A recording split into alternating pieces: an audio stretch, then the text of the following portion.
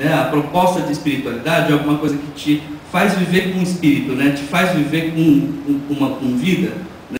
Tipos de filosofia, não só de religião, mas de filosofia de vida, às vezes põe tantas regras e tantos dogmas que a última coisa que dá é para você ser você ali, para você viver, né? Expressar a sua verdade. A gente começa a diferenciar também na terapia metafísica algumas questões que a gente acha que é uma vontade, né? Já ouviram falar, né?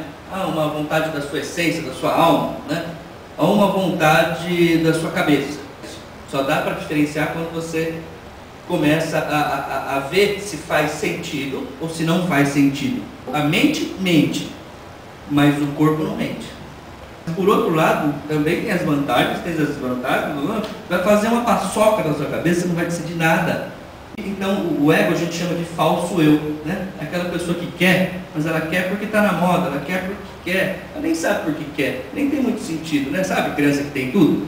Eu falo criança, mas adulto também, assim. Depois uma criança educada assim, se torna um adulto assim, né? Então a pessoa, ela tem tudo, mas você vai ver, não tem significado nenhum assim para ela que ela tem, né?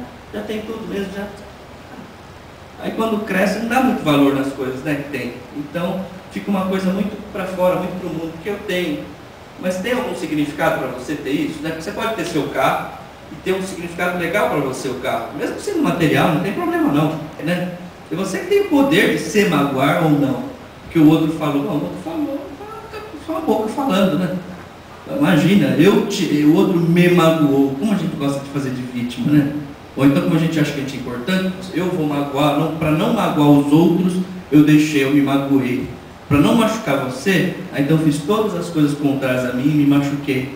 Olha, interessante quando a gente começa, isso são as entrelinhas, né, do que a gente pensa.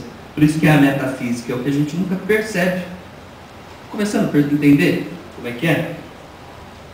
O coitadinho é vítima, né? Sempre é o outro que fez.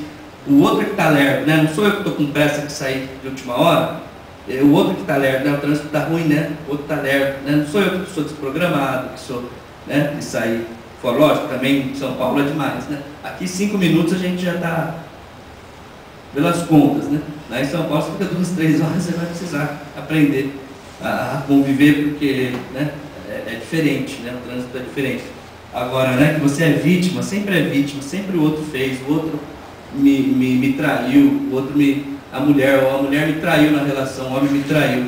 Imagina, não existe isso. Primeiro você traiu primeiro.